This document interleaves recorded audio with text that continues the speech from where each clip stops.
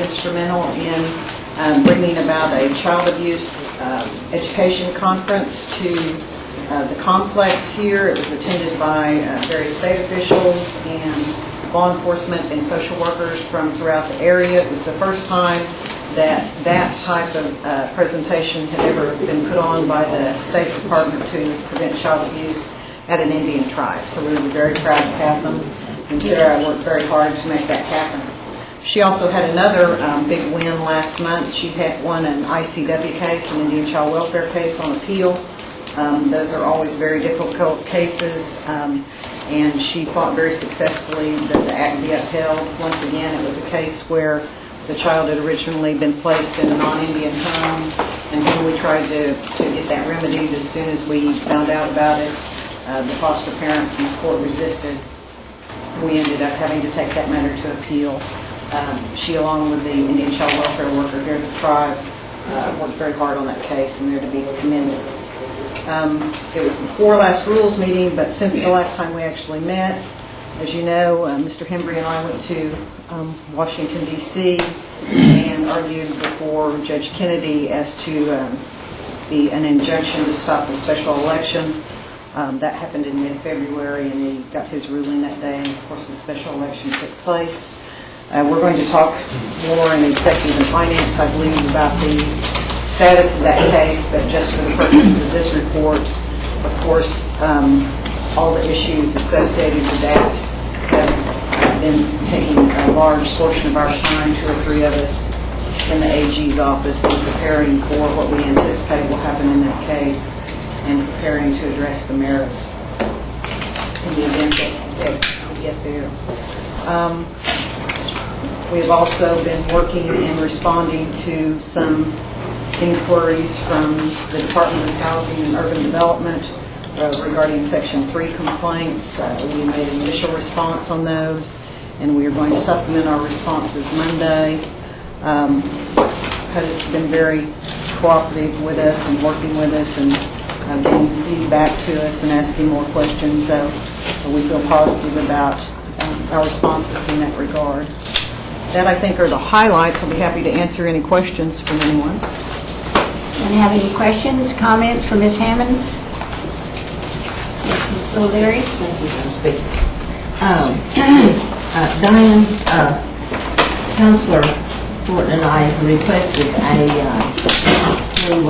freedom information to say what correspondence that the administration or chief or anybody had with the Bureau. I believe that was up into a period of time a few months back, and any and all conversations or notes taken or whatever in regard to conference calls, and we received that information and said that none had really transpired. Has there been, since we received that notice, has there been any new correspondence or letters from the Bureau or her telephone conversations with any information? Ms. Knight can probably answer more about the conversations than I can, Council Member. We have not received any additional correspondence. We have heard rumors that there may be correspondence coming, but we have not received that yet. So from the time we got that notice that there had not been anything transpired, we've not received anything? Not to my knowledge. Okay. Thank you. Mr. Baker? How about the Miss Knight's knowledge? Hello. Since I believe Councilor O'Leary requested information specifically for February, I responded to February, and then also as to conversations that had occurred. I mentioned some conversations that I thought had occurred. There's been no correspondence written either from the chief to Interior or from Interior to the chief, to my knowledge. And there have been phone conversations since the election, informal phone conversations. Oh, just a moment. He has a letter here that Has a letter. Well, that would be a letter the chief has not received yet, Madam Chair.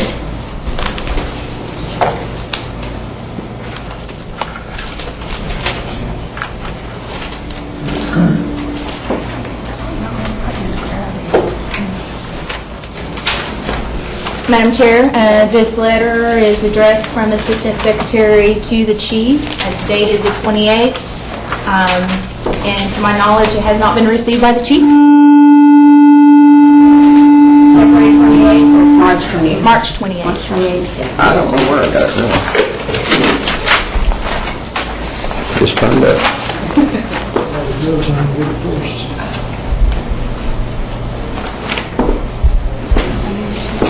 How'd you get this from 22? I have no earthly idea. Have no earthly idea. It came from someplace. I didn't sign it.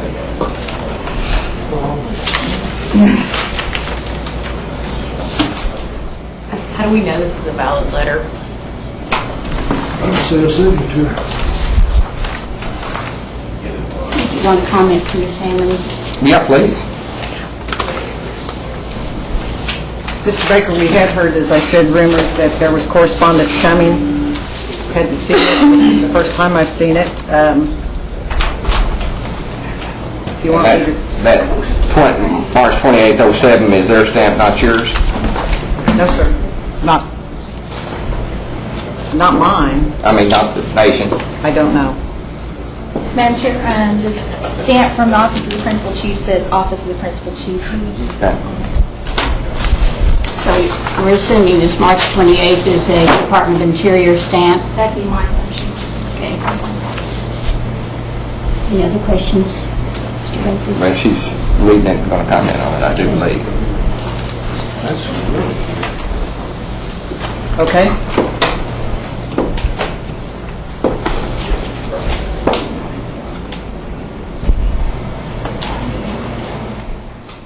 What would you like for me to address, Mr. Baker? What, do you think it's a hoax? No, sir, I don't. Okay.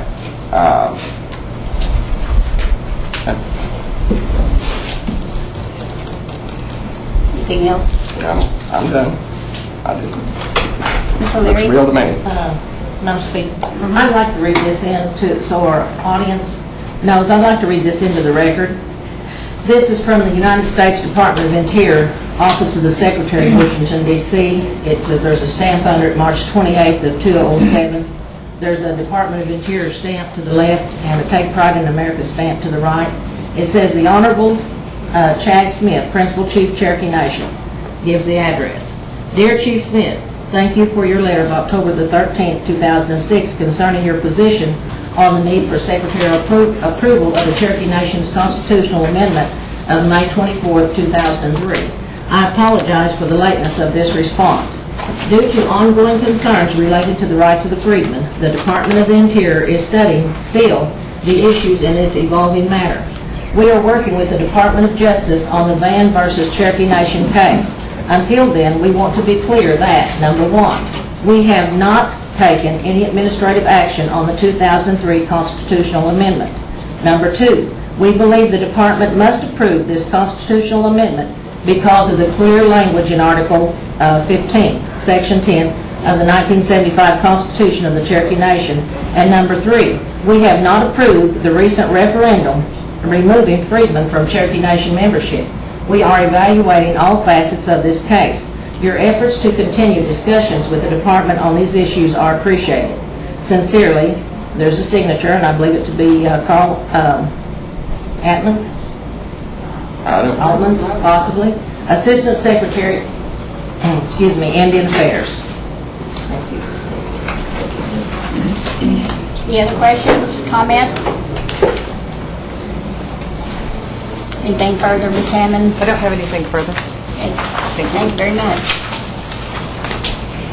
Ms. Morton couldn't be here, so we do have a written report here from the Election Commission. If anybody has any questions or need further information, we can inquire from her. This is really more of a FYI. I don't know how many of you purchased the entire list from the Election Commission, but in studying my list, I found that there was many Cherokees that voted in the last election that was not on my list. And finally, yesterday, I go over and have them start researching what the problem is.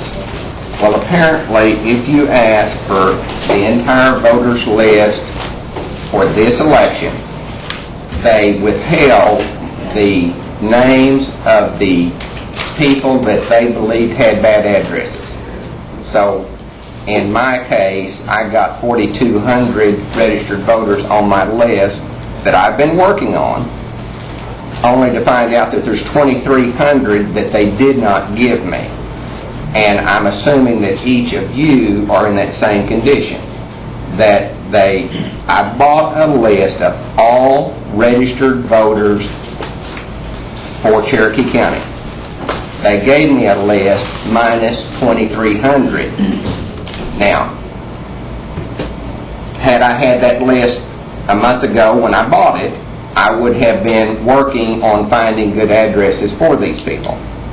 And I think that there's a flaw in the system, and I hope everybody is a little bit upset that we're not being told who our constituents are. And I was really hoping that the Election Commission would be here where we could broach the subject and find out what's going on. But it's not a level playing field if some people have all the names and the other folks don't. Thank you. Mr. Baker, you want a written report on that? That would be wonderful, yes. We'll ask the Election Commission for a written report on those voters who are not listed, correct? Yeah, 2,300? Yeah, and the reasoning behind it. And Chairman, the reasoning they gave me is, well, everybody got upset with us 4 years ago because we gave them bad addresses and they spent money on mailing, so we just didn't give them to you. Well, a full third or better of the ones they gave me are bad addresses. Everything that says rural route's a bad address, and I had literally 1,800 to 1,000 of those that I knew were bad addresses. I pulled them out and been working on them. And let me take it a step further. There's 311 that per address, all they have for the old address is 999. Don't have a town, don't have a zip code, don't have an old address, don't have anything. And of the 300, I didn't hardly recognize any of them. And I'm just kind of curious, if they're not going to tell me what town, state, locale these people are at, if they're outside of Cherokee County, they had to respond to still be on the list. Otherwise, they're at large. And I'm miffed by having names and just, not even an old rural route or post office box or a town as an address. And there's 300 and some of those. So yeah, I want a written report, and I'd really like it to be investigated and explained how that can be without interfering with the Election Commission, incidentally. I just have a question, Mr. Baker. How many did you say they didn't give you? 4,200? They did not give me 2,300. Did you get them? Did they give them to you then? Yesterday they gave me a printout of 2,300 names that they said that they had withheld because they were bad addresses. But they didn't give them to you on a disc. They did give me on the disc. Oh, okay. And there's 300 of them that have no address whatsoever. No information that you can really go whitepages.com and find out if they're real people or where from, what for, nothing. Oh, Mr. Hudson. Well, I would like to make a motion then that we tell the election board that we want all candidates notified immediately that there may be this additional group of people in their district that they weren't given to begin with. And that needs to be a proactive thing on their part, not on the candidate's part. That's a motion. Do I have a second? Moved in second. Any discussion? Everyone clear? All in favor, aye? Aye. All opposed, same sign? Mr. Thornton, you had a question? The question I would ask for of them, are all these names going to be on the April list that's supposed to be coming out? You know what date that is? 12th? 16th? 13th.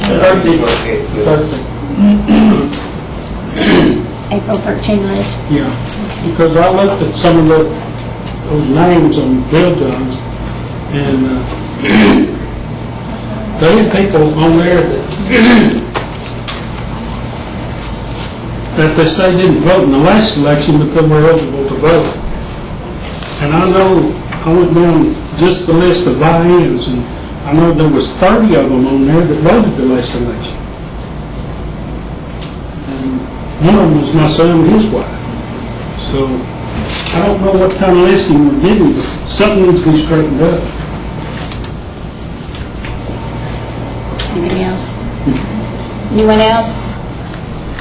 Yes. I called down there the other day and they were saying that we might have to pay for that bad address list. If they didn't give it to us, we shouldn't have to pay for it, right?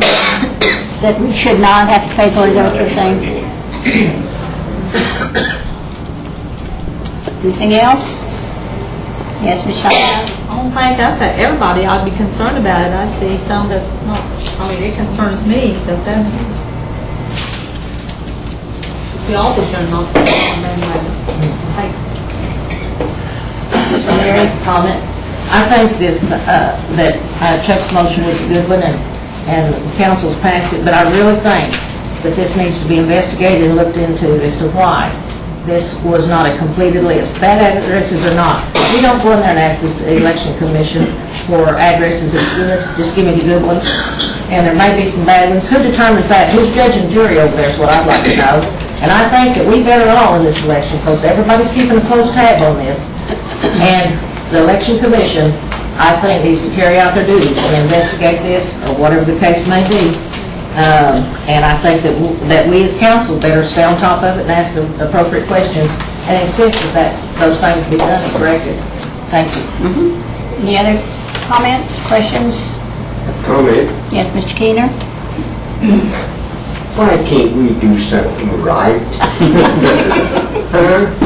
It isn't that big. Other elections can go on just like roses. And I've been around here now for quite some time. And every year something goes haywire. It's not, we're not something, I guess maybe some people are right, says Cherokee people are just stupid. We can't do nothing right. The election ought to be a more simplified thing than anything. Honesty. And if you're not honest, better look up above and thank the good Lord to forgive you. That's all. Thanks, Mr. Keener. Yes, do it right. Anyone else? Okay. Next report is Tax Commission, Ms. Webston.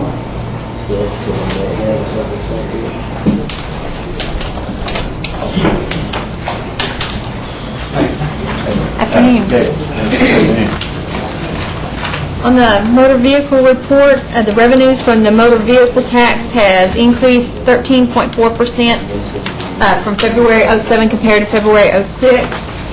I did want to mention that we have moved the Adair tag office into the new office space, and it's located at 215 West Main there in Adair.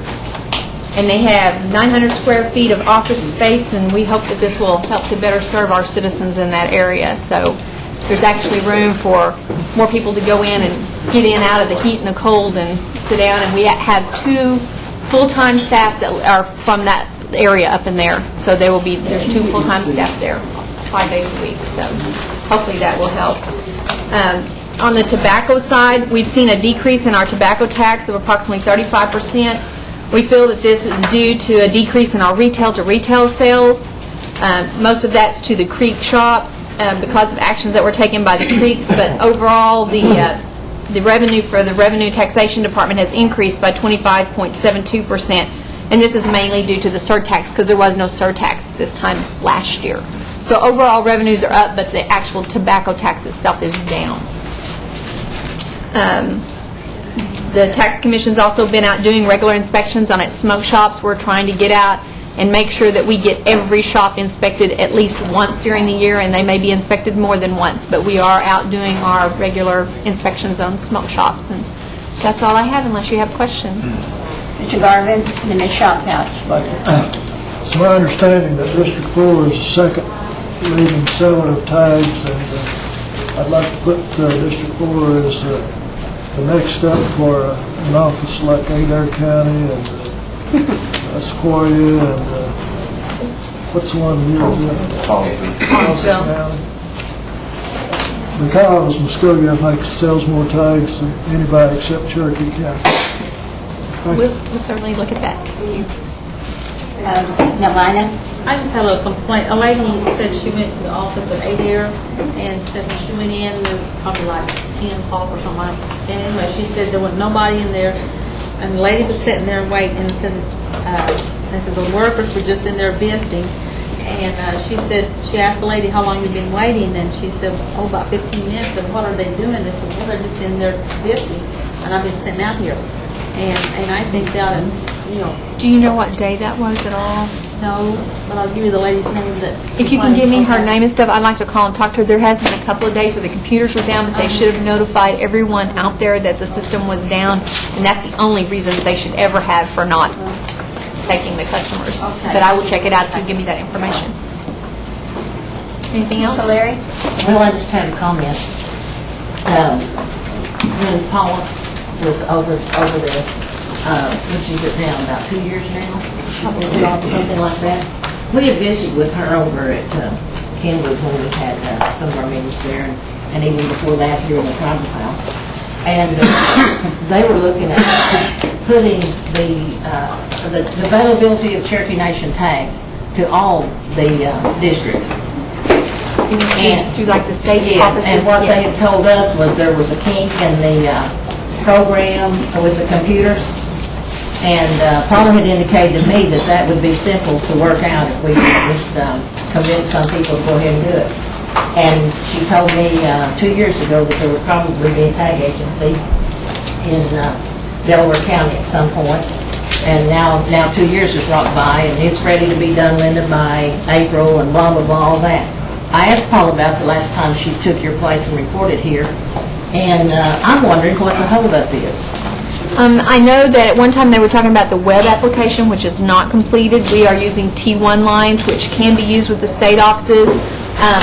I have broached a few state offices. We did go that route before we opened the office at Collinsville, and some things fell through with the office up there, but we can still look. It's a matter of contracting with them and working out all the details, and so far we have not been successful. We have tried to contract with a few offices just since I've been over there, and we have not been successful, but I'll be happy to check it out and see. I had a phone call too from one of the local agencies, tag agencies here just recently, and they're wondering why this can't be done through their system.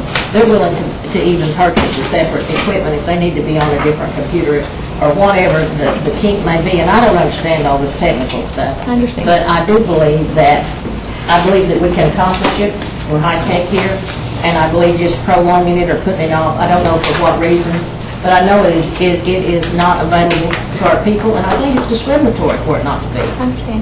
And like I said, we have worked with a couple of agents, and we have not been able to make it all the way through the process, and there's reasons for those, and not necessarily on our part, their part. They've backed out on us at the last minute and different things like that, but it's not, we haven't given up on that. So, All right, Sharon, I'll have to call you. please do. All right, thank you. Thank you. Mr. Thornton? Sharon, I know that we all are interested in increasing the tag agents within our districts. Yes. And that's to keep our people from having to drive so far and move around so much. But I went to the one in Gore probably a week ago.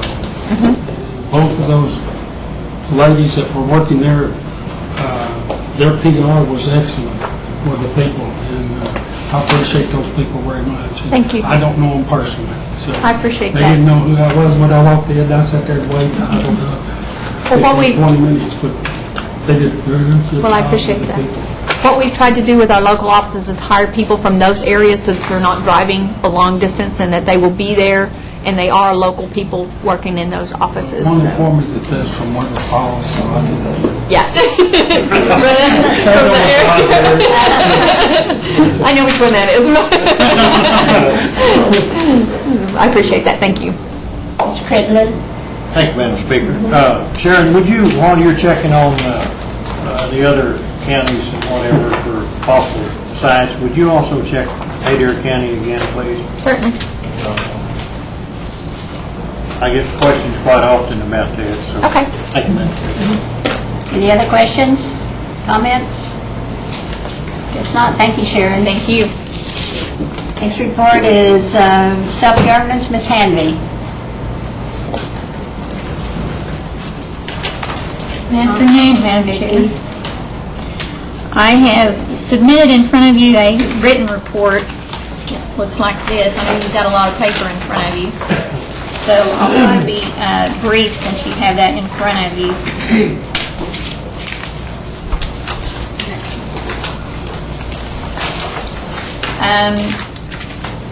In general, I'm a member on the Conference Planning Committee for the Self-Governance Conference that's coming up in May, and we plan that in conjunction with Department of Interior and IHS staff as well to have input into that conference, and we've been working diligently on that the last few weeks. We've also worked with our evaluation and compliance staff on several internal reviews and the development of a contract template for agreements with community groups that we do business with. I've listed some upcoming events, and I won't read through all those, but they're in front of you for your reference. In regards to Department of Interior, in February, Carl Artman was confirmed as Assistant Secretary of Indian Affairs. The new director for the Office of Self-Governance has been filled for Sherry Freeman. They still have some vacancies in the Self-Governance Office in D.C., and that's causing a few issues for them that also cause issues for the tribes as far as timely payment and so forth. The advisory committee has addressed some of those issues with the senior officials to try to address that so that the tribes don't suffer because of those staffing issues. On February the 9th, we met with the regional office in Muskogee and discussed several issues. We've been trying to meet with them on a regular basis. We've started the negotiation process on the 2008 to 2010 multi-year funding agreement, which is just an extension of our current agreement. There's nothing new in this agreement that we're not carrying over from the current agreement. We've also been working with them to coordinate the efforts on the GIFRA report, and we get a lot of data calls from BIA and OST, and we've been trying to coordinate that in a better manner. Tom Elkins of my staff attended the report to tribal leaders on February the 15th at the regional office in Muskogee. We also had a conference call with the Child Care Bureau, DOI, and the Self-Governance Office in D.C., along with some program staff from our child care program on the payment of our child care funds and the timeliness of that payment. The OSG database, which is a database that we have access to, and actually anyone that's funded with Department of Interior funds has access to that database to look up any the status of any payments and funding that's coming down, as well as the history of that. For 2007 data, they're going through a conversion, and that's not been available. It was supposed to be made available March 1. That didn't happen. but they're still in process in trying to get that back up and available to the tribes.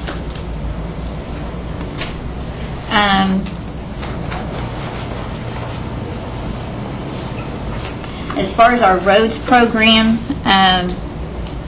as I've reported in the past, the payment process was moved back from the BIA to the Office of Self-Governance, and we just received payment through the third continuing resolution for our roads funds. And there was a delay due to the funding transfer from the Department of Transportation over to the BIA is why that was delayed. As far as Indian Health Service, the OTSG director position is still vacant. The recruitment bulletin went out the first part of February, and they're working with tribal leaders to have their input into filling that vacancy. Currently, that's being filled by rotating the agency lead negotiators from the different regions.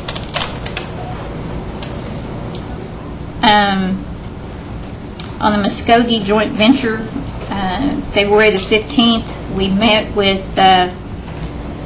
Dr. Grimm and some of his staff in regards to the staffing and equipment funding, as well as contract support costs, and are continuing to work with J.T. Petherick and Paula Ragsdale on those issues.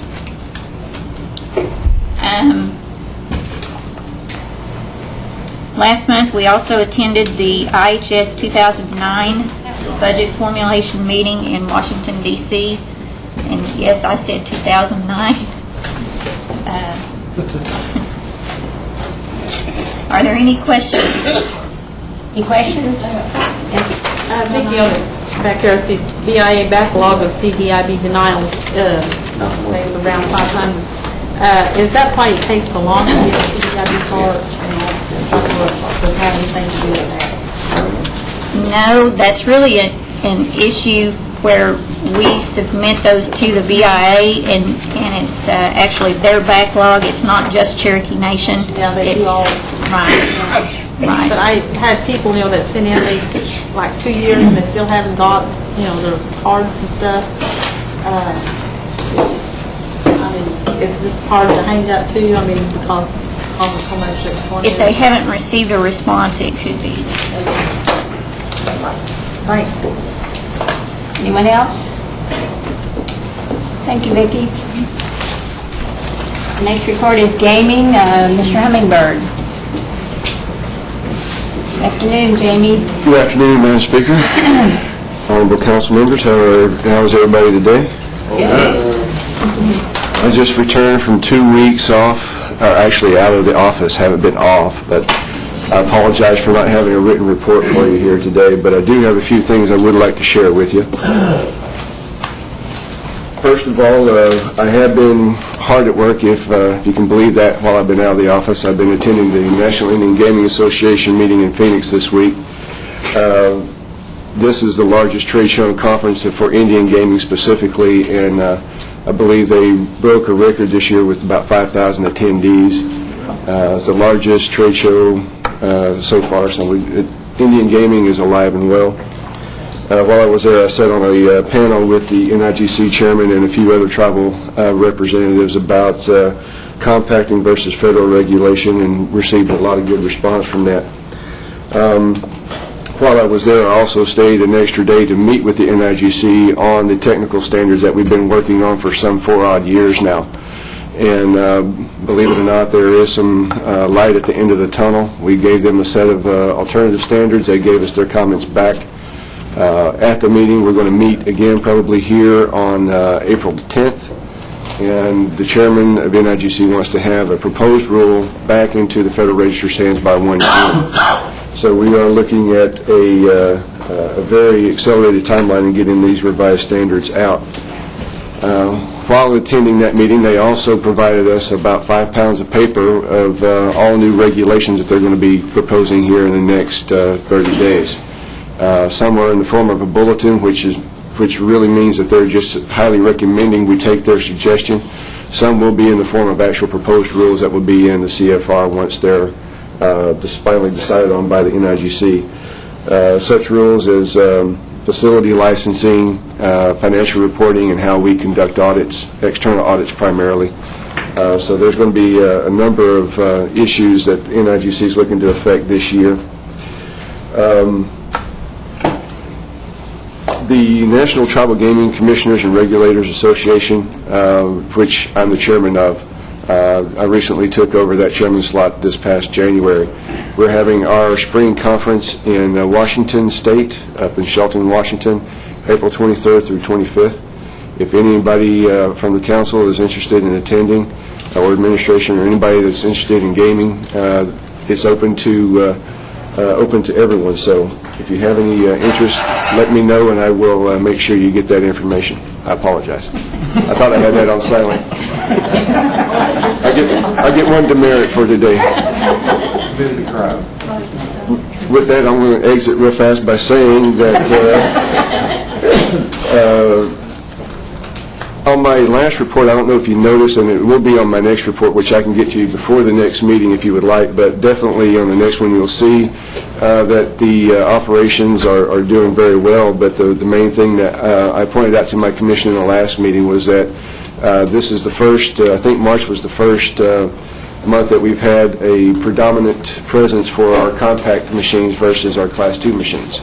We're sitting at roughly about 55% compact and about 45% Class 2. So it means that compact machines are finally becoming more and more accepted and more liked by the general public, and means the compact's doing very well. So with that, I'll take any questions.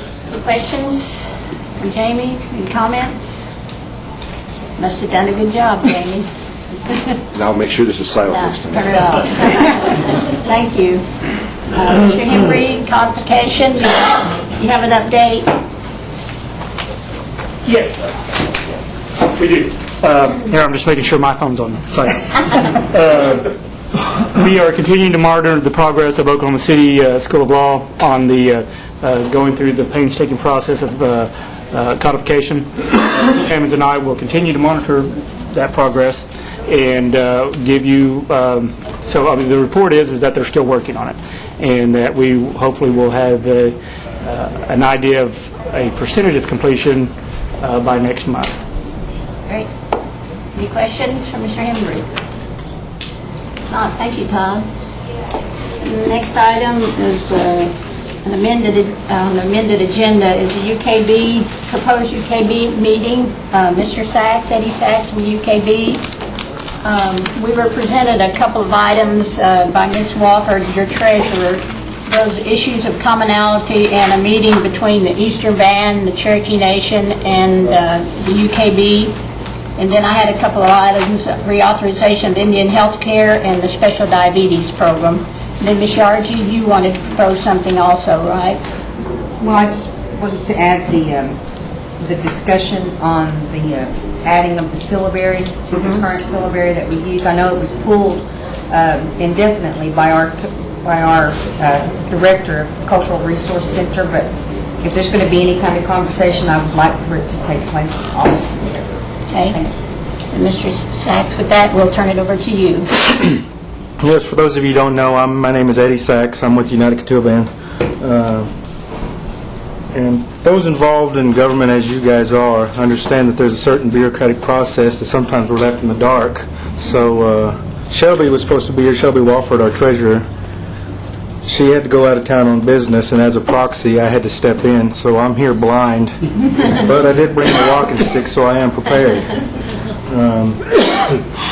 I understand. I don't really understand why this is even an agenda item myself. It was my understanding at the last meeting where me and Mrs. Wofford were present that the joint council meeting was approved by this body, and I assumed it was going forward.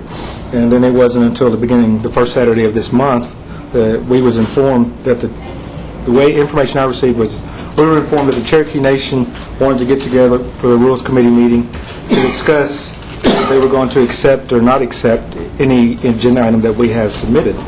And I wasn't sure if that was the nature of this meeting or not. and I wasn't even informed what our items were at that time. I'm aware now, but that's where I stand. I'm just here to look confused and wonder what's going on. Yes, Mr. Hoskins? Madam Chair, who requested this agenda item be placed on it? I got an email, you have a packet here from Ms. Walford, submitting items for discussion, agenda items for discussion, and so that's why we put it on the agenda. If there are other items that needed to be discussed, other items that needed to be discussed, we could take care of it here. At what time are we going to solidify an agenda and then set about? We can today if necessary, if that's all right, Mr. Sachs. Yes, that's fine with me. I mean, we do have our two items, and if they were ice cream, somebody described them as vanilla, but that's fine, you know, I like vanilla. But as far as the items that you have submitted, I mean, I have no say or any objection whatsoever to whatever you guys decide you want to do as far as that goes. Once again, I'm not really exactly sure as to my role in this process, because this seemed like, to me, this is y'all's role. I guess I'm just here as an observer in this regard, I guess. Yeah, Ms. Walford asked that you can be present today, and I don't have any problem, I don't think we have any problem with that. Yeah, I got no problem standing around and watching you guys.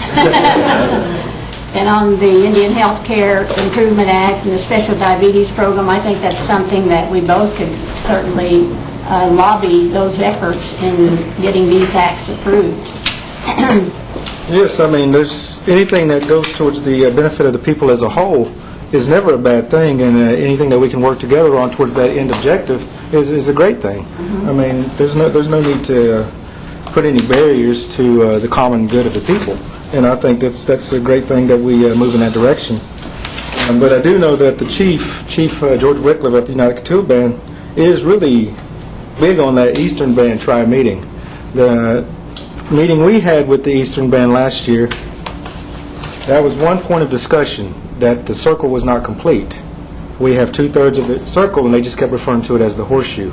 And without all three of us present, that's the end goal. They want a complete circle. They want the brotherhood and be there at the Sacred Katuah Mound. So for Chief Wycliffe, that is a big one for him, and that's one of our primary ones on top of this other one here.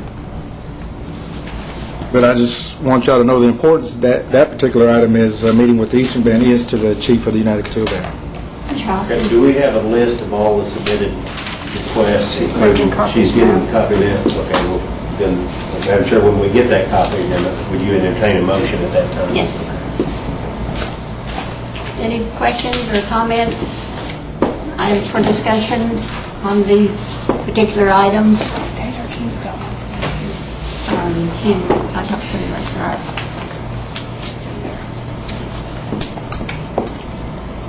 So at this point, are we just going to solidify an agenda at this time? If that's what the Rules Committee wants to do, we can. Then we can plan from there.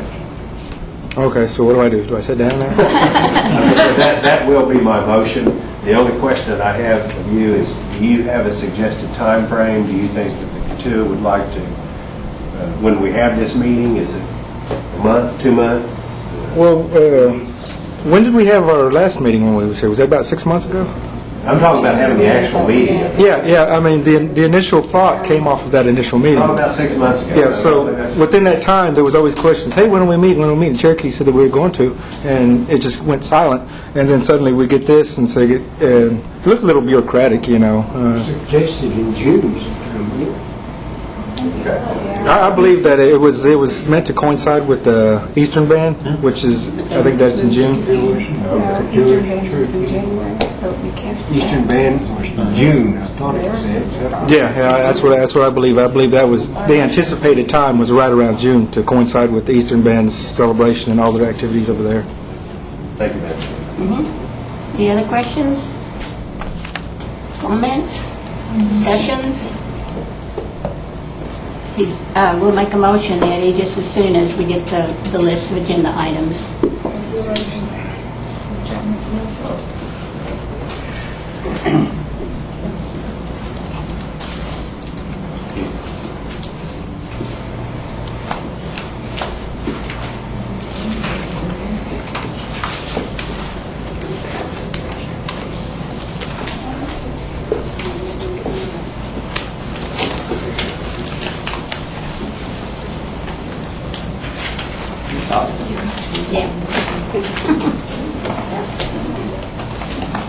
So I guess we're looking to cram a meeting in between here and June, I guess. That would correspond with having this meeting prior to the Eastern Band. Do you have a question or comment? What I would recommend, Mr. Chairman, is that this council with the motion suggest 3 or 4 dates in May so that Eddie can take those back to the UKB and see if there is an agreeable date of those suggested dates that we can set a meeting, a date and a time and a place along with the agenda items. Thank you.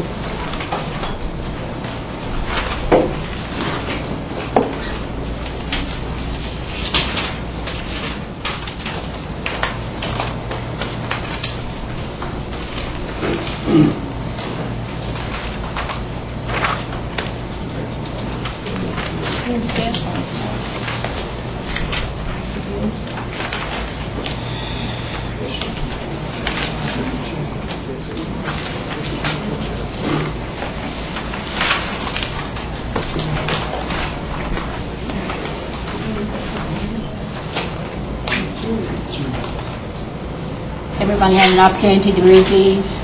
Yes, Mr. Madam Chapman. Chair, from what I see, we'd have to get definite dates from the Eastern Band because it says tournament in North Carolina, so we have to get definite dates from them. Mr. Hembry?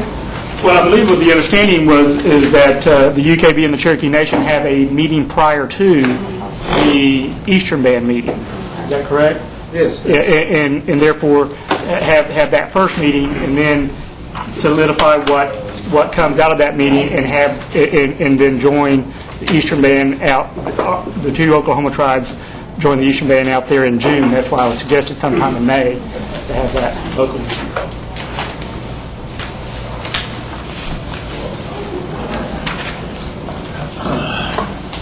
Madam Chair, Yes. is there a motion to accept these in total? No. I'd like to make a motion to accept all but the citizenship issue because I don't think that's appropriate. The issues presented by Mr. King, I don't think they're appropriate for the 3 governments. I think that's a meeting only between the UKB and us, but not for the purposes of what I thought this original agenda item was. So your motion is to accept reauthorization of Indian health care, special diabetes, issues of commonality, and the meeting between all 3 And the syllabary for in the syllabary. I'll second. Second? Madam Chair. Yes, Mr. Hoskin? I'm sorry, Ms. Watson, the discussion of citizenship is being excluded for what reason now? Because I thought it was about the meeting between all 3 or entities, and so that's between the UKB and us, but not between the UKB and the Eastern Band and us. Right, but for the meeting just between us and the UKB, is that something that you don't want discussed? Not this time, not if we don't have details and research and understanding why we would be trying to act on something at this point, so. I did speak with Mr. King. He did leave me a message last night, and I think he would like to do some further research. I was just curious why we're excluding it. Thank you, Madam. Oh, Mr. Thank you, Madam Speaker.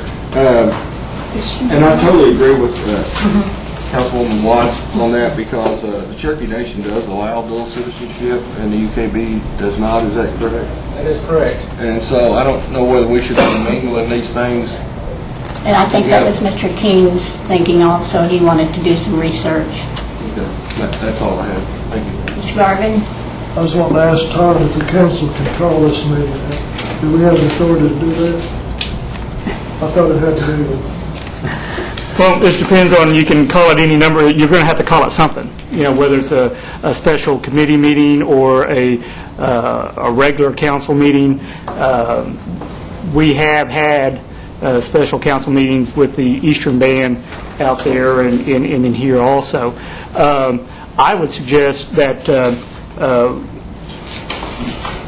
if that we call it a special council meeting and have the chief sign off on that, which is his prerogative through the Constitution. However, if he's not willing to do that, we can call this a special meeting of the Rules Committee or the Executive Finance Committee or any other committee of the Cherokee Nation Tribal Council. So you're suggesting that the administration should sign off? I would think that, with a meeting of this importance, that we're going to have both councils present to talk about issues of commonality, I think it would be statesmanlike to call it a council meeting. And under our Constitution, through what I say, just a happenstance, the chief has to call a special meeting. However, if he's unwilling to do that, you can call it a committee meeting. Thank you, Todd. Ms. Watts, your motion was to approve these 5 items, and did you have a date in May for this meeting? One of these.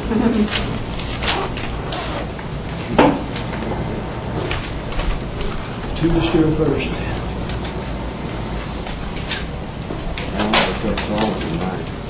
Mr. Sachs? Yes, concerning the comments of Mr. Hembry, it's my understanding from the last meeting that the vote that was passed was for a council meeting. So therefore, whatever that entails under your government, is my assumption is the procedure that we was following. And it's not a semantic argument according to the comments the way I understand them. It's an actual technical argument that needs to be resolved because it's my tribe and my council's understanding this is going to be a council meeting. This is not going to be a meeting between our council and your rules committee. It's not a meeting between our council and your whatever committee. It's between our council and your council. Ms. Watts? Madam Speaker, thank you. Just per our rules and procedures for this council, the council is legally bound to all sit on this committee. So whatever comes out, it would be, it's not unheard of to change minds between now and whatever is passed to full council. But this is essentially, and it by law has to go through rules first to get to council. And we didn't set an actual date, so we have to do that through a motion. I'd like to propose, there's nothing in May, my second over here. So it looks like July 20, or not July 28th. Yeah, June 28th. But that's too, we don't know the date yet for... Unless it's Maybe. We don't know the Eastern Band date. Karen, Mr. Oskin has a question here. Do you mind yielding to his question? No, please. I thought the discussion was to have the meeting between the Cherokee Nation and the Kituah Cherokee in May prior to the June meeting with the Eastern Band. And that being the case, I would like to see us consider a Saturday because I think this is a very historic meeting, and I'd like to consider Saturday so we can have as many people in attendance as possible. So I'd certainly look at any of the 4 Saturdays in May, and then that way we can meet prior to the meeting with the Eastern Band in June. Thank you, Madam Chair. Thank you. Ms. Watts? June 2nd is the only date I can consider. Which one? Madam Chair. June 2nd. Mr. Anglin and then Ms. Gargi. My May Saturdays, Councilman Hoskins, we want to take it up for campaign every Saturday. I'd be willing to bet first Saturday in June is taken up too. That's just a guess. Ms. Gargi. Ms. Gargi's next. Sorry, Mr. Garvin. Thank you, Madam Chair. I have attended the event that the Eastern Band puts on and the joint council meeting there. I believe a couple of years ago it was around June the 10th. I'm thinking that it's the second or third week of June, more than likely. So if we're going to meet with the 2 councils, and I would suggest it would be either April or May and not wait until June. Thank you. Well, if I may speak out of line, as I usually do, I don't know if it's solely dependent on the Eastern Band's time scale. I think that's a preference, but I think the overall objective is ultimately going in that direction. that is my feeling and my interpretation of the events, that it does not have to land right on this particular day, and if it doesn't, it just falls apart. That's not the case. I think in the chronology of this, our immediate objective right now is to meet with you guys, and the ultimate goal being having the tri-council meeting. So I don't mean for the Eastern Band meeting to be a diversion from the actual topic of discussion, which is the meeting between us and you. Thank you. Mr. Garvin? I'm just going to comment that May is probably the busiest month of the year with all the skills graduation and honors awards, and I mean, boy, that's solid for most people that are going to different things, graduation, baccalaureate. It's just a bad month to try to schedule something like that. The motion was to approve these 5 items plus a June 2nd date. Is that right, Ms. Count-Watts? Yep. That's the motion. Do I have a second? It's fuel. Okay. Any more discussion? Oh, Ms. Hammond? Speaker, may I be recognized? Yes, you may. Pardon me, sir. At the risk of sounding less than positive about this entire experience, which I think is of historical and cultural and fellowship significance. The Katuas are our relatives, and we all know that. But the Katua government and the Cherokee government are in litigation in at least 4 different matters. If this council meets as a formal council with the formal council of the Katua, I don't know how many members they have. I don't know, let's say they have more than 17, I don't know. And what if they propose that we confess judgment in a case? And this body is outnumbered. I have grave concerns about this being a formal council meeting, and I'd be remiss if I didn't express those. Mr. Hembry? Well, what I would counter by saying is that this is a formal meeting between 2 councils. They can each pass resolutions concerning the same agenda items, and you can discuss those agenda items. And the agenda items that have been proposed are not ones that deal with litigation that I can see. It's issues that are of concurrent benefit of Cherokee people and Cherokee citizens. But if there was a motion, let's say, of all of you that got together and say, we want to confess judgment, your 2 bodies are not one body that can produce a resolution. Each is your own independent council, and you would have to pass that resolution through your own council. This is a joint meeting of 2 governments, and it wouldn't that if they outnumber us, they could do it. In my legal opinion, it's 2 governments meeting, and both would pass joint resolutions concerning the agenda items, but it would not. When I say joint, concurring resolutions concerning the items on the agenda. That would be my opinion. If there were concurrent resolutions, if there were 2 different resolutions, but if there were one resolution from the body, then could the Katua chief veto it, or could Chief Smith? Well, I mean, you understand my concerns. In my concern, I mean, in my retort would be that they are concurring resolutions, but they are 2 separate governments, 2 separate government resolutions, and that would be the understanding going in, that it wouldn't be where, we're acting as one we're body. becoming a new body, because you can't, under the Constitution or the Cherokee Constitution. So it could not be a joint council. Correct. It's a Mr. joint Crittenden? council Oh, meeting. Mr. Baker and then Mr. Crittenden. Yeah, and I think the Katuas and everybody at this table realizes that this is a historic but symbolic meeting. And I really don't think that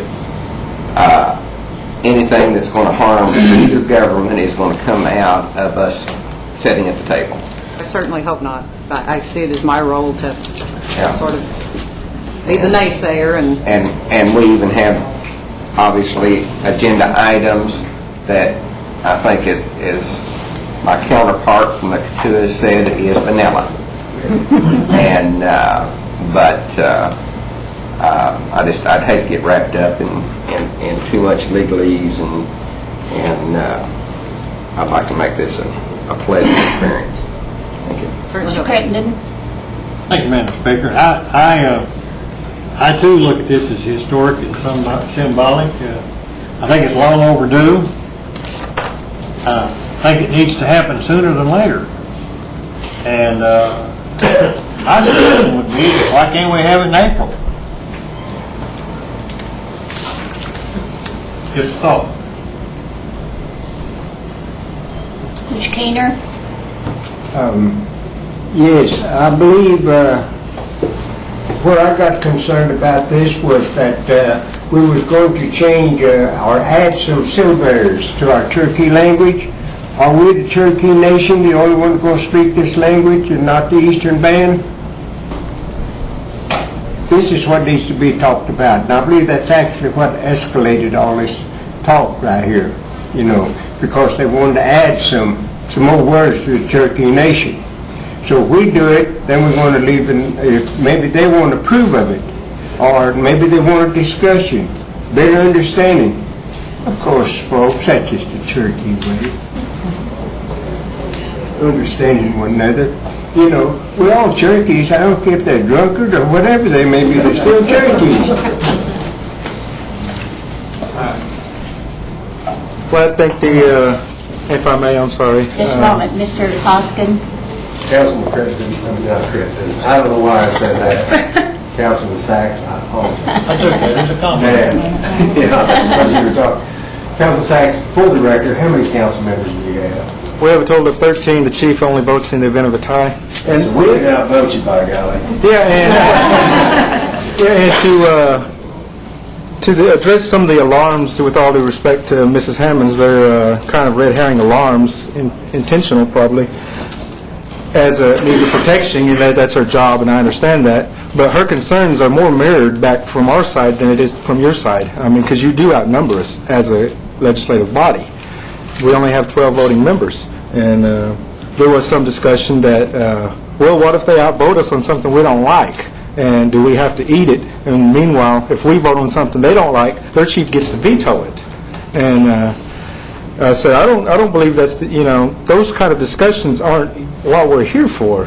Just like everybody's agreed, we may even be just paying lip service to it for some people. But it is meant to be a historic gathering, a brotherhood of sorts between, we're not cousins, we're brothers and sisters. I mean, there's Cotues and Cherokees live in the same house. And I don't separate it by that degree. I bring it closer together. Amen. We're the same people. We speak the same language. And we have same members in one household. That's common. And our job here isn't to ambush you. Our intent is not to get you there and then trick you or do something underhanded and dirty. That was never our intention, although there was fear on our side that may happen to us. But we have moved forward. And I think that fear is more legitimate on our side than it is on your side. I mean, any attempts to put a fear in somebody or to give them an excuse to oppose this, I think is a little bit ludicrous. But people have to do their job, and I applaud them for doing their job as best they can. But I don't agree. Councilman Sachs, I appreciate your patience. Madam Chair, I call the question. Question's been called? I believe I was next. Oh, I apologize. Yeah. Thank you. I wanted to possibly then amend, just to be cautious both for the UKB as well as that it is a symbolic meeting of the councils. I'll accept that. Okay. Restate your motion, please. Make sure everyone's clear. So that we do have the 5 agenda items that have been stated earlier on June 2nd for a joint pre-symbolic meeting leading to the UKB Eastern Band Cherokee Nation meeting at a later date. But the key word is it's symbolic. And Bill, you second that? Yes, ma'am. I'll accept that. Any more discussion? Is everyone clear? Mr. Crittenden. Is the date been set? She said June the 2nd. Thank you. Any more discussion? Saturday. First Saturday. Any further discussion? All in favor, aye? Aye. All opposed, same sign? Okay. Mr. Sachs, thank you so much for being here today. We appreciate your comments. Thank you for inviting me. Do we have, before you leave, can we set a time?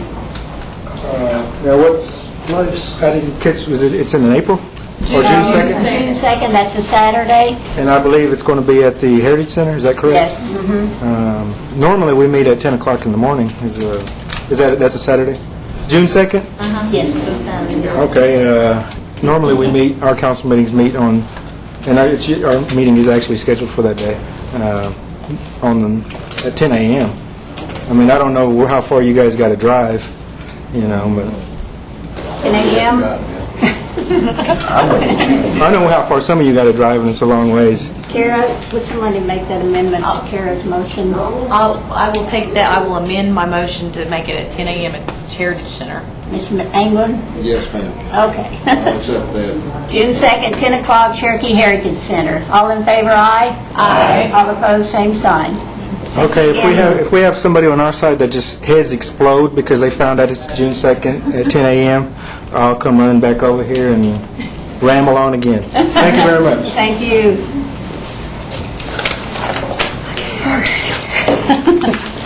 Okay, now, under old business is legislative act amending the officers, duties of the office of marshal. Who is doing that one? Ms. Knight? I can give an update. As you all recall, this was presented last month. Marshall Wright presented some changes which are reflected in your packet today, and we think this is the final act to go forward for consideration. So what it does is authorize the office of the marshal as presented in our Constitution and update the code accordingly. Approved. Second. Moved and seconded. Any discussion? Any discussion on this proposed amendment?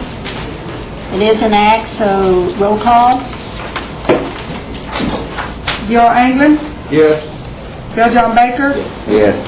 Jack Baker? Yes. Audra Connor? Yes. Joe Crittenden? Yes. Meredith Fraley? Yes. Don Garvin? Yes. Chuck Hoskin? Yes. Gil Johnson? Yes. Taylor Keane? Johnny Keener? Jackie Bob Martin? Yes. Linda O'Leary? Yes. Melvina Shopouch? David Thornton? Yes. Kara Cowan Watts? Yes. Phyllis Sharkey? Yes. Motion carries. All right, item 2 is Corporation Reform Act. Is that yours, Mr. Embry? Madam Chairman. Yes. Mr. Baker. This has been come before us before, and I believe it is ready to go to full council, and I move for its approval. I have a motion to approve. Do I have a second? Second. Moved and seconded. Any discussion? Ms. Cowan Watts? This changes the dividend, correct? It does. How can we do that when we just passed unanimously last month or 2 months ago a covenant with the bank that says we would keep it the same dividend we've got right now? I don't believe we did a covenant 2 months ago that said that.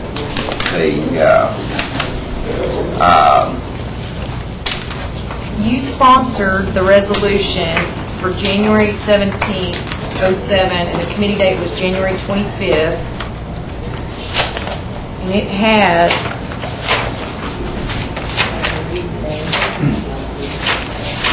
has right here in distributions the principal covenants, and it was attached to the resolution. Okay.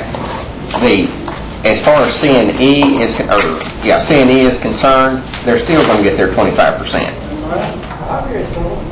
Or 40%, I'm sorry. They're still going to get their 40%. What we're taking is, and actually this money is still going to be for jobs growth, and it did put some measures in it where we don't have a real good track record in C&B. They have lost money and lost capital on all but one investment that they have come up with, and it was a very small investment. And until they can build a track record of investment where they can preserve the capital of the Cherokee Nation, then I think we have a duty to oversee that and give the money out when they've done their research. Madam Chair? Yes. I just have a lot of concerns with us throwing good Cherokee people who we've hired under the bus because we're politicians and elected officials and trying to micromanage them. I think we gave them a commitment that we would allow them to try to do potentially risky ventures in order to put people in jobs where they could support themselves with health care. And there's no research in here that shows that we don't have the existing budget under the current dividend to fund the things that are being indicated to be funded. Just seems like to me that we're trying to move money under our control when we don't always even manage our own house well enough, let alone somebody else's. And so I cannot support this today. I just don't see that it's justified. Thank you, Madam Chair. Mr. Garvin? On the same subject, we gave our word to the Bank of America that we would not change the dividend during this time, and they advanced us $50 million. And we're going to give our word. Is our word any good or not? We gave our word that we would not change it. That's the only way we can get this money. Now we're changing it, and we look like we're going to lie to the Bank of America. So I definitely going to be against this. We give our word, it's going to be worth something. Sorry, Mr. Garvin. Ms. O'Leary? Well, we gave our word to the Cherokee people, too. We provide more services, housing, health care, dentures, eyeglasses, and all of those types of things. And they're being left on the short end of the stick and water bills and everything else. And I don't think Bank of America is going to have much to worry about with the money that we have coming in. I think that's all accounted for, and I think Counselor has done his research with regards to this dividend amount that can be paid. And people, we can afford this 50% dividend after all. It's out of the net income. It's after all the bills are paid. It's not going to affect that Bank of America note. And I do think that we've said here as a council all this time, I've introduced 3 to 4 pieces of legislation that's asked for more dividend back to the Cherokee people for services. This council, portion of it, has voted it down. And I think it's time that we took responsibility and did what's good for our people out there that we hear complaints about daily. Where's the money going? Why don't we have these services? Contract health's out of money. Where's the water and the water well money? And then we find out that we're still looking at maybe what our carryover is. We'll maybe get into that in executive session. And here, every time this council has the authority to promote and provide services for our people that's in need out there, they're discouraged because they know about the vote here. And I would encourage each of these council members, search your heart. We're not liars, but my goodness, let's help our people too. We've got a lot of money out there. Let's just not help one entity. Let's help all of our people. And I'm for this legislation. Thank you. Mr. Anglin? Thank you, Madam Chair. We unanimously supported this legislation back in January that Councilman Baker brought forward. I felt like it was a good piece of legislation at the act at that time, and I still support it because we gave our word to a bank where we was borrowing money. We have a surplus of carryover money every year that out of the general account that can go. They can put money in health care. They can put money in eyeglasses, denture, and all that stuff. We just don't need to be taking money out of this and bringing it over here and set on it again time after time after time that we do every year, because there's money over there sitting there now that we could use that and go ahead and continue our Jobs Growth Act that we all passed and we all believe in, and we believe it's working. Yeah, we've had some bad experiences, but that's just part of doing business in the real world, and I believe that CNB will get a handle on it. And so I'm like the other good counselors, I couldn't support this at all today. I think we should bring Doug in here to discuss this. Sam Craig, Doug Evans. Any other comments, questions while we're waiting on Doug? Ms. Shophatch? Well, it's not our fault that the money's not, it's not spent. I mean, why would they spend, we earmarked for different, we just can't go and pull it out and spend it here. I mean, it's not our fault the money's not spent. And I understand there's a carryover again, but whose fault is it? It's not ours, we appropriate it, it's there, and use it for the people, don't just hang on to it. Ms. O'Leary? I believe I have the floor, didn't I? I went ahead and yielded for you to Ms. Shoptouch, and then Ms. O'Leary, and then we'll ask Doug. Go ahead. Well, I have a comment to follow up on the good counselor statements across the way from me. We have millions and millions and millions and millions of dollars of carryover. This council appropriates. We don't try to micromanage, and we're not trying to tell administration how to spend it.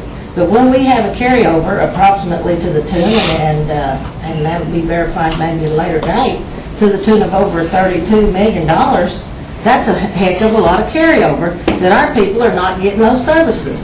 Now, that's not this council's fault. We appropriated that money. That money needs to be spent for our people. And here we are on one hand saying, well, we can't do this, and the money sits over here, and the money sits over there. Not too long ago, this council had a discussion about $2 million worth of scholarships that sat there and wasn't spent.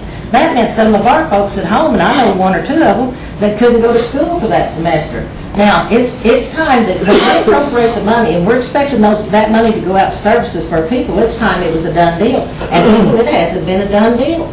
It's not being done. That in itself is another either litigation or a political issue, if you want to state it that way. We've got problems anytime we appropriate the money and we expect administration to spend it and give out service to our people, and it's not being done. That's criminal, in my opinion. And here we are sitting here saying, well, we have the money over here and it should sit here and it shouldn't sit over here. People, let's just do what's good for our people for this time. Thank you. Mr. Garvin? Yes. You can have the floor again. I was wanting Mr. Evans to explain, does the council have enough money to do what we're talking about here already, or do we need some more? Well, I'm not exactly sure what it is you're talking about doing, where you have enough money. Well, how much money is available for these services we're talking about? There's approximately $2.5–3 million of general fund available today. Right now. There's going to be carryover. The numbers that I saw is $36 million of unreserved carryover from '06. They'll be issued with the audit later today. At 36 was 12 of that was appropriated, and 24 wasn't. Without knowing specifically, I can just tell you what funds we have available. I don't know what we're planning on doing, but... Did you sit in on the meeting with Bank of America when we gave our word to go ahead and change the dividend? Yes. You were there? Are you talking about the construction projects? Borrowed the $50 million or whatever it was. Do you think they believed us, or they thought we was lying? Well, I couldn't interject that. I would imagine they would think that we're not lying to them. It's a bank covenant that, my understanding is what we're talking about here is a limitation that was imposed in a bank covenant. Now, yes, we did tell the bank that we would limit our tribal dividend from gaming profits to 25% while this loan, or 30% while this loan was out. I believe that to be a true statement. Can you change it or not? It's not for me to say. Thank you. Thank you, Doug. Anyone else have questions of Doug? Mr. Baker? Yeah, and Doug, do you really think if we pass this Corporation Reform Act and took a portion of the dividend in reserve for jobs growth, in other words, we're not taking the money for government services, we're taking the money for E to come ask if they need more than their 40%. C&B comes up with a deal. The money's there for them. So it's not like we're taking the dividend to put into government services. The covenant says that money will be available, and it still will be. They just have to come back through here to get it. And so we're not taking a dividend for government services. We're taking the dividend so that we can scrutinize these investments because their track record is so poor at this time. I mean, they've lost millions of dollars and not created a single job. And I think that we, in our capacities on counselors of the Cherokee Nation, that we have a responsibility to the people to see that the homework's done and find the very best investments. And they'll do their homework if they've got to ask one more body and come up with the good deals and take care of the money instead of throwing money hoping they hit a home run. I mean, folks, I don't think we ever told them that they needed to be in the risk business. We told them that we want them to take our money and invest it properly and well, and if they're not going to protect our original investments, then we got problems.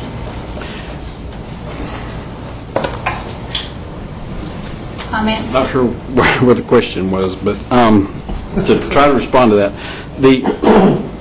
the way that I understand where we are today with regard to the profits from the businesses is that 30% is earmarked for tribal appropriation and services by the government, and 70% is broken into two categories.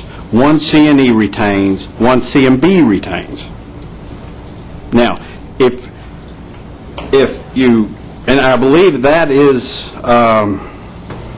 legislated in a former act. Well, I think that was written in the Job Growth Act. If you take it from 25 to 50%, I'd recommend you identify which one of those other two pots that extra 25 is going to come out of. Is it going to come out of C&Es or C&Bs? C&Bs, no doubt. That it's investable profits is what we're talking about. It's where you're trying to get to, if I'm understanding this right, is where's the approval process for investments on behalf of the business ventures? How you get there would have to come out of where the capital that's sitting right now is that was going to be used for these business ventures, and then that would be the 30%.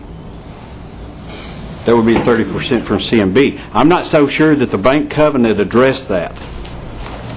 The 25% limitation on the dividend, I'm not so sure there was anything in the bank covenants that addressed the 30% investable capital that C&B was holding, whether that could be utilized to service that debt anyway. So I'm not so sure we've got this 25% increase if it came from the C&B portion. I'm not sure. We'd have to probably get some lawyers looking at that, but I'm not so sure that that's the same. In other words, let me rephrase my comment. I'm not so sure that the bank could attach to that 25 anyway through that bank covenant. You're right. Because that means they would have collateral on C&B's investable capital.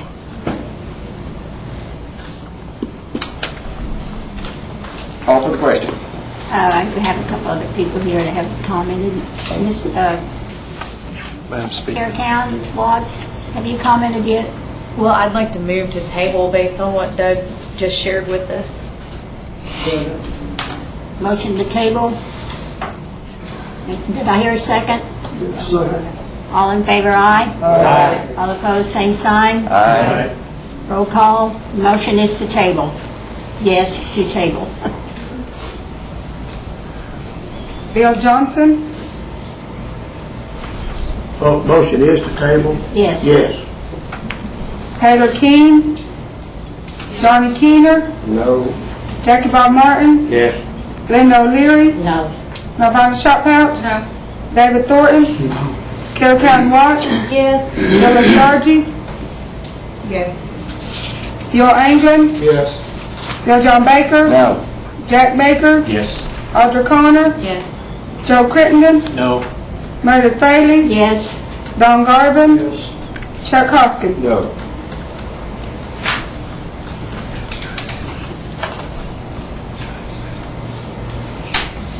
9 yea, 7 nay. 9 yes, motion carries to table. The next item is item 3 under old business, legislative act amending the citizenship.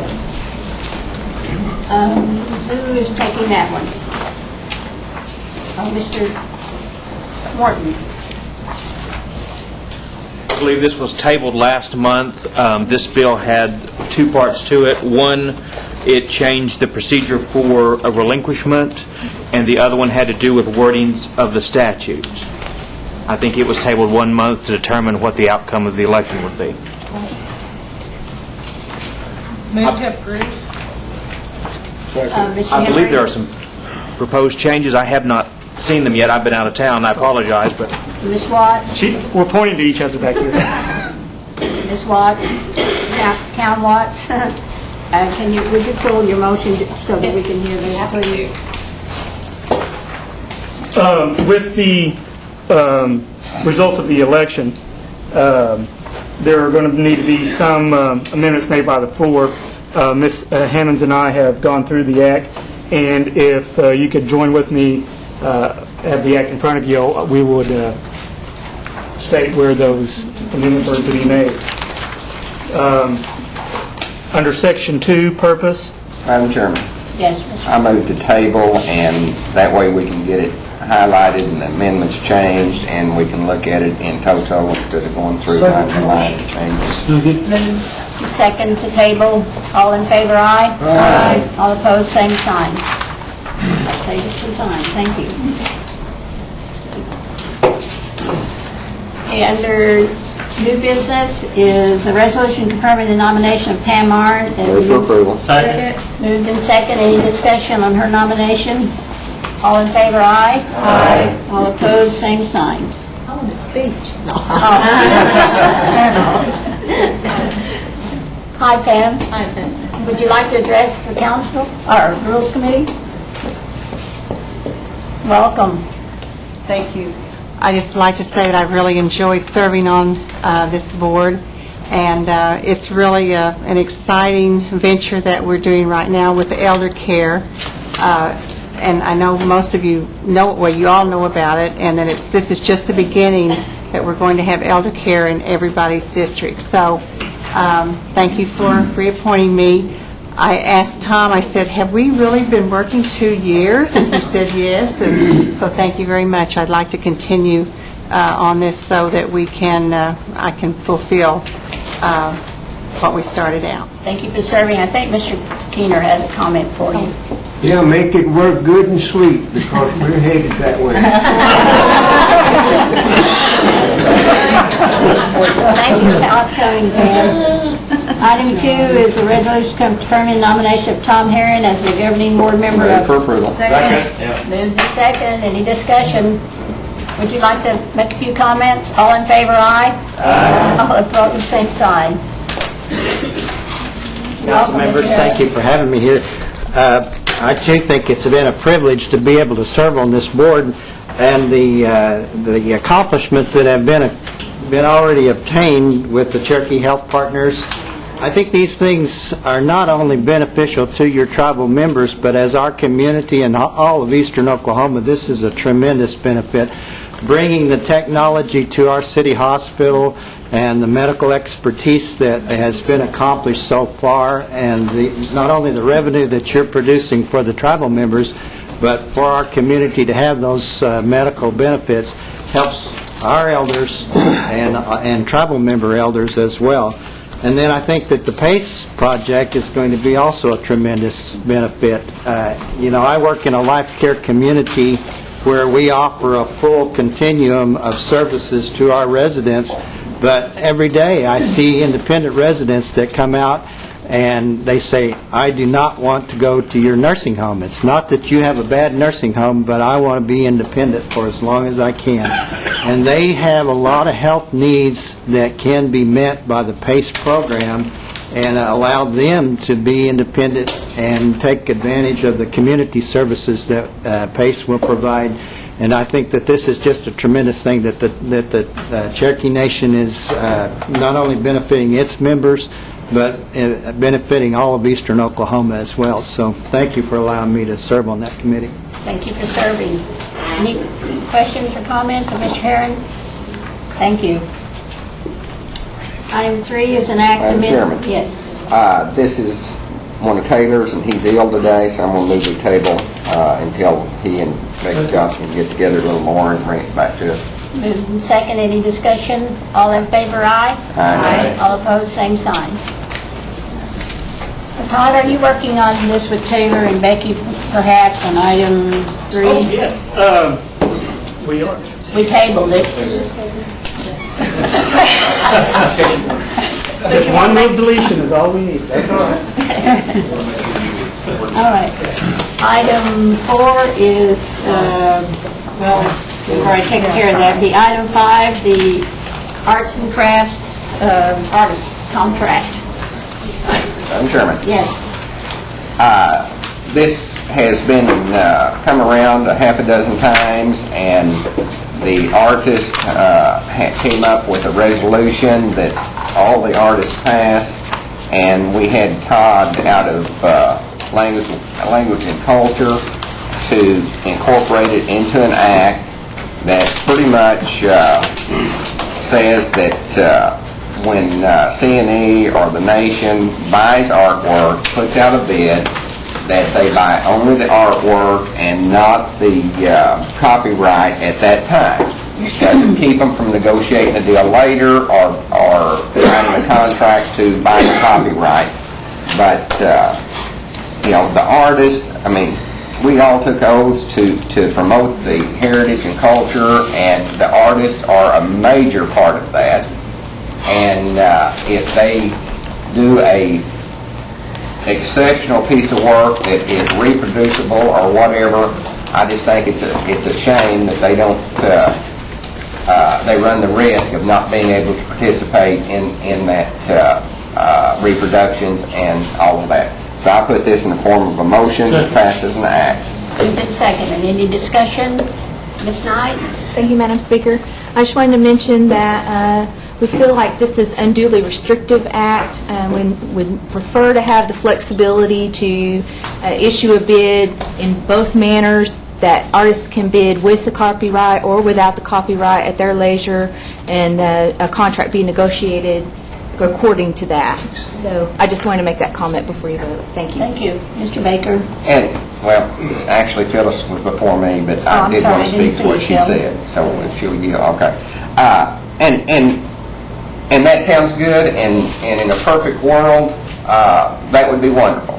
But unfortunately, we have had artists told and indicated to that if you don't give us your copyright, we're not going to buy from you anymore. So I would rather just have it that they can't get it up front, let them sell their artwork, then negotiate the contract. And if that's restrictive, I'm sorry. Ms. Sharkey? Thank you, Madam Chair. I just needed a clarification. We had an act in our box, and then we had one that was passed out to us, so we just need to make sure that we have correct one. She said Let me they're see the what you have, same. ma'am. Okay.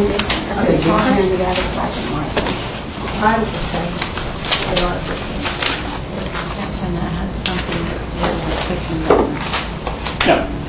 The one that is coded, is the one that you're voting on. Can I just further have a comment that I think the artist and Todd should be commended for putting all of the work into this document. I know that Councilor Martin initially made the motion to get this done, and it's been several months ago.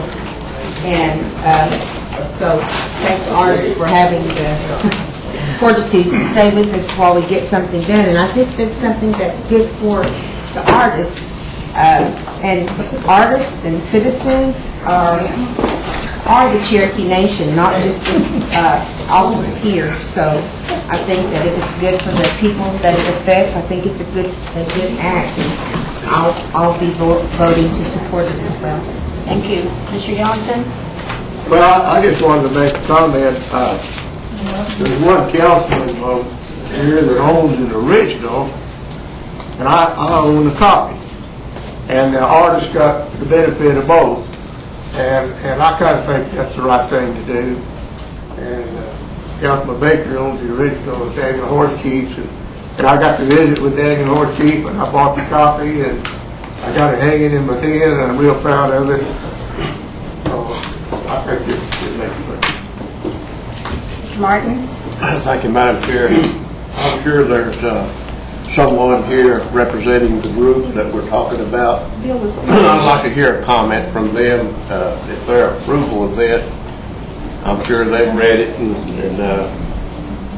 studied it. You want to yield to someone in the audience? Is that what you're saying, an artist? Yes, there's a lady here who stayed there to speak to that if you allow her. Hi, Mary. Hi. I'm Mary Adair, and there were several of us here, but today's the deadline for work to be turned into the museum, pictures of work for the upcoming show. And so some people had to leave to go make sure they got their work in. Oh, okay, here's Bill. Anyway, we did meet with Todd Monday and went over the resolution and the act and changed some wording, and I assume that that's what you just passed out, right? Or what you gave them? That is correct. And we were thinking that said exactly what we wanted to have said as far as the copyright. Call for the question. Question's been called. The motion is to approve this act. Who seconded? David. David? Okay. Roll call vote. Joe Crittenden, Yes. Audra Connor, Yes. Jack Baker, Yes. Bill John Baker, Yes. Bill Anglin, Yes. Phyllis Yargy, Yes. Carol Cowan Watts, Yes. David Thornton, Yes. Nevada Shophouse, Yes. Linda O'Leary, Yes. Jackie Bob Martin, Johnny Keener, Yes. Taylor King, Bill Johnson, Yes. Chuck Hoskin, Yes. Don Garvin, Yes. Meredith Fraley. Yes.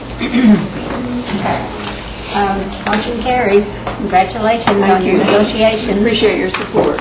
Been involved. Okay, next item is amendment to the Family and Marriage Act. Let's see, Mr. Osborne? Good afternoon. Been coming to this for about 2 years now. We're at the end of our startup program or startup period in child support enforcement. Human Services submitted a grant, and typical federal fashion, the feds changed the rules on us midstream, and so they wanted some amendments made to our legislation that you passed about 2 years ago, and that's what these represent. There are two separate amendments here. One's to the Marriage and Family Act that strikes out one subsection, and then there's one to the Paternity Code that strikes out a subsection and then amends another subsection.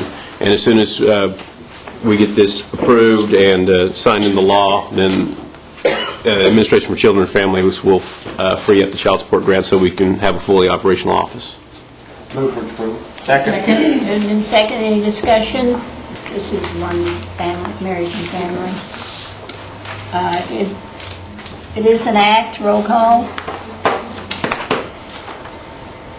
Move to acclamation.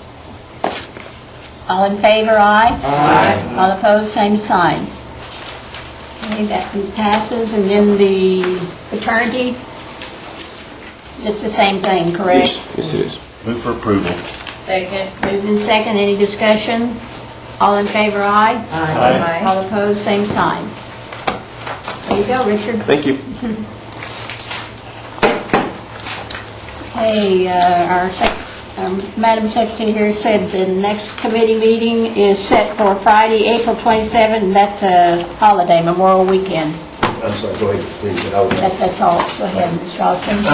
Last month, if you recall, we made a motion in here to address the English-only bill in the State House.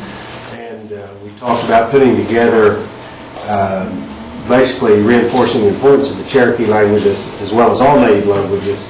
And when it was presented at the council, prior to the council meeting, it specifically cited the House bill numbers and the Senate bill numbers. And we don't need to do that, because if those bills are killed or whatever, that will reflect on our resolution. And what I explained to Todd is what we need is simply a positive resolution from this council stressing the importance of the Cherokee language as well as all native language. And so I would like to have that as an agenda item on the council meeting on that date, and Todd is working to that extent to get the language for the stressing Cherokee language and native language importance. Yes, and I guess what I'd ask the council is that we're going to take out the specific bill numbers, but and make that a more generic language. But is there anything else about the language that is the substantive language in the whereas clauses or the therefore clauses that you would want me to change? Let me know prior to the council meeting. I think my understanding was that the language was fine, except it was specific as to when you cite the bill numbers in the Senate and the House, you want to eliminate that. Sorry for being too specific. That's no problem. That's no problem. So with that, I would like to just make sure that it is an agenda item. We don't have to amend the agenda to address it. Any other announcements? Did you want to change the April 27th? Yes, Mr. Baker, that's a Friday, April, and that's a Memorial Weekend. Well, I think she told me it was May. Is the one that told me. Yeah, May, that's what I meant to put, May. It's not April, it's the May one, so The May we're okay right now. We're okay. But that's the third month. Huh? Isn't that the third month for Chad? April, February, Friday? Third month. May is the third month, so it has to be moved anyway, because that's a Friday, right? You okay in May? What is it? Yeah, it's okay in May. Oh, okay. As long as it's a Friday. Sorry about that. Motion to adjourn. It's got to be a Friday. Motion to adjourn. Any other discussion? All in favor, aye? All opposed, same sign? In May, not in April. We don't The have to worry executive about that. finance will resume in about 5 minutes enough. Right. We've got some people heading out to ball games. I will be here on Friday's the day. That's a holiday. Restaurant will be closed.